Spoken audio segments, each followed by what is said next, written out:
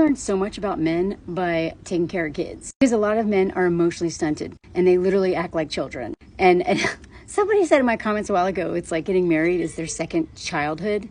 And that is like the best way to describe it. They get to be a baby all over again, but they're the king baby. So they have their whole kingdom and all these servants. They have all the power and money, but they get to be a child. Now, I am currently babysitting a 6-year-old and a 2-year-old. And just today, the 2-year-old like bumped her head and was like, ah! So my husband was like, okay. And he was like, comforting her. And I watched the 6-year-old, who's a boy. He was like doing his thing. And then he was like, it was a little bit too much attention for her. And then all of a sudden, he bumped his head too. And then he's like inconsolable. So now my husband's got both of them comforting them. It's okay. It's okay. Now, he's a child, right? Kids do that. I used to be a nanny. I also used to be a kids ski instructor, a kids backpacking instructor, kids climbing instructor. Like, I was a substitute teacher in New York. Like, I've worked with kids a lot, seen them in a lot of environments. And I've worked with kids of different socioeconomic backgrounds, a lot of rich kids, but also the whole range. People are just learning how to deal with human emotions. They're learning, like they have a need. They want attention. They see this other kid getting attention. So they figure out the way to bring the attention back to themselves.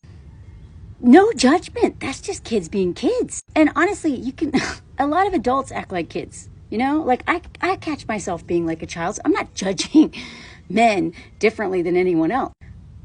But when you use it literally all the time to manipulate the people who take care of you, which oftentimes is women, because men just want us to take care of them. And so even though they're competent, they make money, they're adults, they know how to do these things. They literally pretend that they don't, weaponize incompetence, right?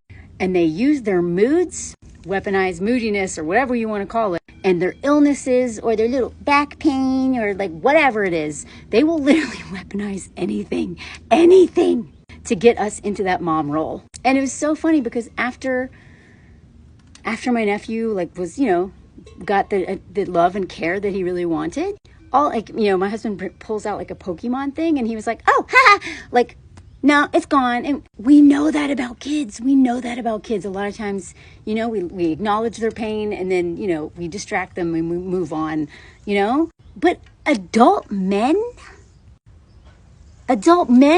doing that regularly. In fact, if you are dating someone, it's all good. And then all of a sudden, especially if you feel a little bit love bombed or rushed and things are going a little too fast. And then you finally kind of give in and start dating them, or they move in and then they have a back pain, a mysterious back pain, or some sort of pain or some sort of injury or illness.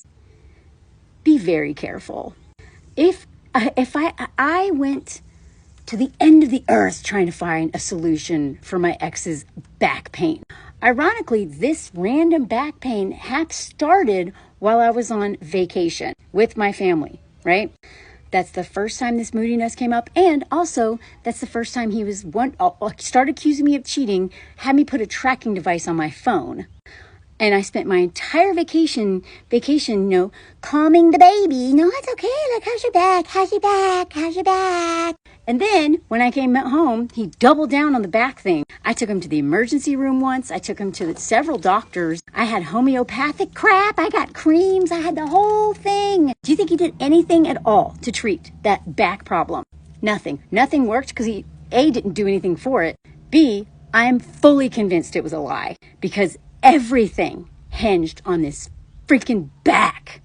Nobody even the doctors couldn't figure out where it was coming from. It was all a lie. It was all a lie to give him a reason to be in a bad mood, to keep me on edge. And when you have a woman who is in love with you on edge, you have complete power over her.